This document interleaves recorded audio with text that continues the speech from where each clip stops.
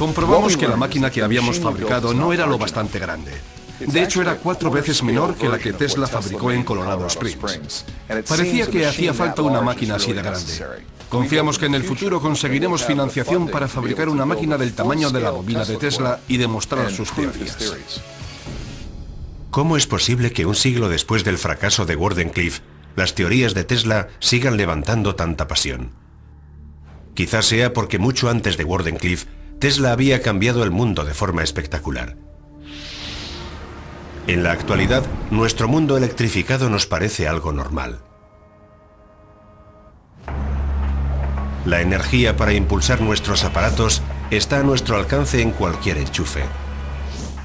Según la leyenda, el hombre que lo ha hecho posible nació en Croacia en 1856, al dar las 12 de la noche durante una tormenta eléctrica.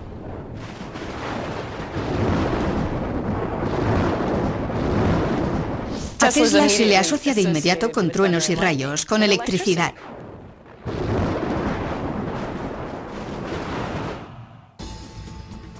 Tesla comenzó su carrera como ingeniero eléctrico en una compañía telefónica de Budapest en 1881. Un día, mientras caminaba por el parque con un amigo, Tesla imagina de pronto un concepto innovador para un motor eléctrico nuevo y lo dibuja en el suelo. Este simple dibujo se convertiría en la patente del motor de inducción, que llegaría a convertirse en el generador de energía habitual en el mundo. Se usa en todo tipo de cosas, desde herramientas y electrodomésticos hasta coches híbridos y fábricas. El motor de inducción funciona haciendo pasar corriente por bobinas de cables situadas alrededor de un armazón fijo llamado estator. Al circular corriente por las bobinas, se induce un campo magnético que envuelve al rotor. La corriente alterna de las bobinas hace que los polos del campo magnético cambien entre positivo y negativo. La atracción y repulsión que se produce entre las bobinas y el alternador hace que gire el rotor. En los motores de inducción como este se sigue usando todavía la misma idea que se le ocurrió a Tesla hace 100 años. El motor consta de 2 partes, el rotor y la bobina. Dentro de la bobina gira un campo magnético con polos positivo y negativo. Cuando el campo magnético gira, el rotor le sigue. Exactamente igual que hace 100 años cuando Nikola Tesla hizo el primer prototipo. En 1884, con 28 años, Tesla se traslada a América con poco dinero y una carta de recomendación de su jefe para Thomas Edison. En la carta ponía simplemente: conozco a 2 grandes hombres, usted es uno de ellos, este joven es el otro. Edison contrató al joven y brillante ingeniero y le pidió que rediseñara el generador eléctrico de su empresa, ofreciéndole una prima de $50.000. Tesla, después de desarrollar varias patentes nuevas muy lucrativas, pidió a Edison su prima. Edison le dijo: debes estar de broma. Tienes mucho que aprender sobre el sentido del humor norteamericano, y no le dio los $50.000. Tesla reaccionó de inmediato y le dijo: señor Edison, dimito. Ese fue el comienzo de una rencilla de por vida entre el advenedizo joven genio y el reconocido inventor.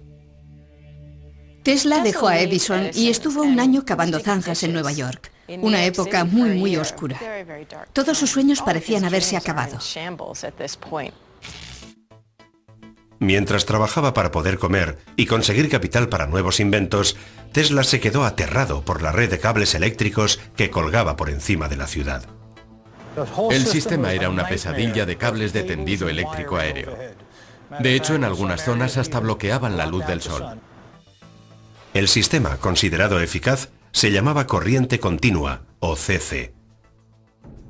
Edison, el expatrón de Tesla, había invertido mucho en la corriente continua. Tesla sabía que tenía que haber un sistema mejor, y estaba destinado a inventar un sistema nuevo que se convertiría en el estándar mundial, la corriente alterna, o CA. Aquí tenemos un cable de corriente continua que transportaría en torno a 1 millón de vatios para iluminar una manzana típica de Nueva York. Usando la corriente alterna de Tesla, un cable más pequeño como este podría llevar la corriente a la misma cantidad de hogares. Miren qué diferencia para la misma cantidad de electricidad. La diferencia entre la corriente continua y la alterna está en la forma en que fluyen los electrones. Para que la corriente continua funcione, tiene que haber un flujo continuo de electrones a lo largo del cable, entre el polo negativo y el positivo. Cuando se aplica corriente, los electrones, que estarían representados por las zonas rojas, se desplazan al lugar de trabajo, hacen el trabajo y luego regresan al generador. El problema con este proceso es que los electrones encuentran mucha resistencia para avanzar por los cables. A los electrones les cuesta recorrer distancias grandes, así que la mayor parte de la energía de este sistema se pierde en el cable. Tal como Thomas Edison previó su sistema, tenía que colocar una central eléctrica cada más o menos 1,5 kilómetros para mantener estable el voltaje en su red de corriente continua. En 1887, Tesla registró en los Estados Unidos 7 patentes de un sistema de corriente más barato y eficaz llamado corriente alterna. Tesla descubrió un sistema de corriente alterna mediante el cual no es necesario mandar a los electrones hasta el lugar de trabajo y otra vez de vuelta. De hecho, alternaba la corriente haciéndola avanzar y retroceder. Tesla desarrolló un sistema de generadores de CEA que alternaban la corriente eléctrica entre los polos positivos y negativos 60 veces por segundo. Usando un transformador CEA, no había prácticamente pérdida de energía. Se podía aumentar el voltaje y disminuir la resistencia, de forma que se podía transmitir la energía mucho más lejos que con la corriente continua. El millonario empresario George Westinghouse pensó que el invento de Tesla podía ser la clave para transportar largas distancias la energía. Compró la patente por $60.000 y una buena cantidad de acciones de la empresa Westinghouse. Si el sistema AC tenía éxito, Tesla sería un hombre rico. Tesla se convirtió en ciudadano americano en 1891.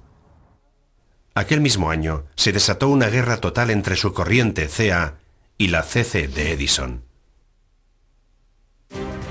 Edison lanzó una campaña de propaganda para mostrar los peligros de la corriente alterna. Hacían en público experimentos grotescos en los que electrocutaban animales usando corriente alterna.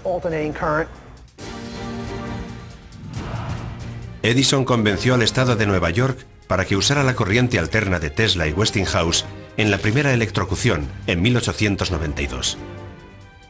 Un periodista lo calificó de espectáculo horrible, mucho peor que cualquier ahorcamiento. Edison apodó a la técnica Westinghouseación. Tanto si se electrocutaba animales como si se electrocutaba presos, el mensaje era: esto es algo que no se debe tener en casa.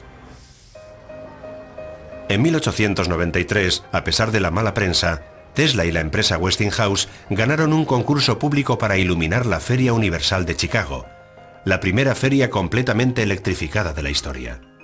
Edison, que había perdido la puja, se sintió frustrado por la oportunidad perdida y se negó a que Tesla usara las bombillas que había patentado. Tesla necesitaba diseñar una nueva bombilla y fabricar 250.000 en 6 meses para iluminar la feria. La bombilla de Edison tenía una base con rosca. Tesla patentó el método de alimentar la bombilla a través de la base y el de cómo sellar el vacío en el interior. La solución de Tesla fue colocar un tapón de vidrio esmerilado en la parte inferior de la bombilla.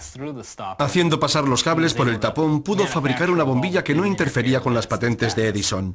Tesla fue capaz de derrotar a Edison en su propio campo, creando una bombilla que era más fácil de fabricar y haciéndolo en poquísimo tiempo. El 1 de mayo de 1893, el presidente Grover Cleveland apretó el botón y más de 200.000 bombillas incandescentes de Tesla iluminaron la feria. Fue un éxito enorme y marcó el comienzo de la era de la iluminación eléctrica. Este logro fue posible gracias al planteamiento y el genio de Tesla. A raíz de este acontecimiento, su nombre se hizo famoso en todo el mundo. Tesla, lleno de confianza tras su victoria sobre Edison, pensaba que la corriente continua podía ser la energía del futuro. Para demostrarlo, iba a intentar dominar el poder de una de las mayores maravillas naturales del mundo. Millones de ojos han sido testigos de su asombroso poder. Las cataratas del Niágara pueden hacer caer de su cumbre cerca de 3 millones de litros de agua por segundo, produciendo energía suficiente como para generar 2,4 millones de kilovatios. A ese ritmo, las cataratas podrían abastecer a la mitad de Las Vegas en una calurosa noche de verano.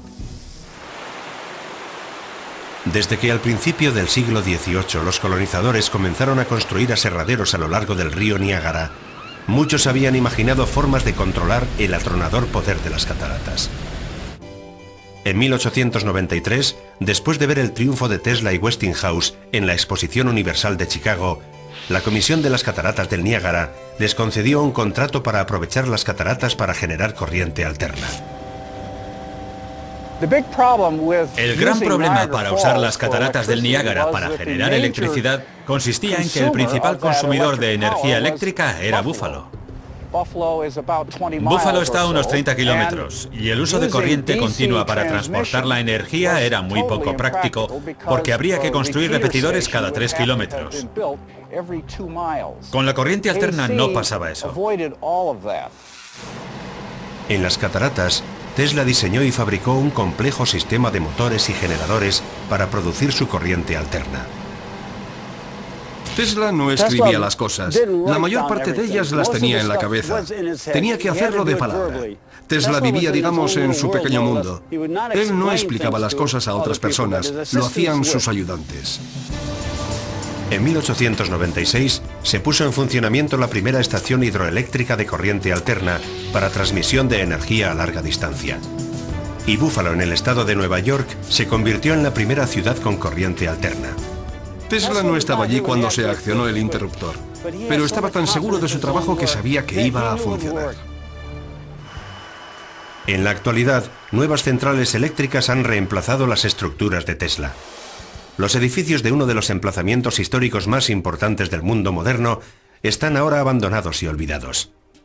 Y del hombre que imaginó todo aquello, solo una estatua aislada marca su logro extraordinario.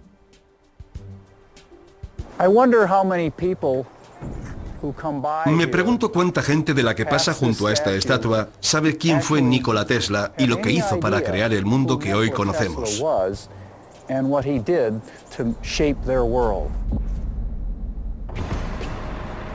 Nuestro mundo resplandece gracias a la tecnología CA de Tesla.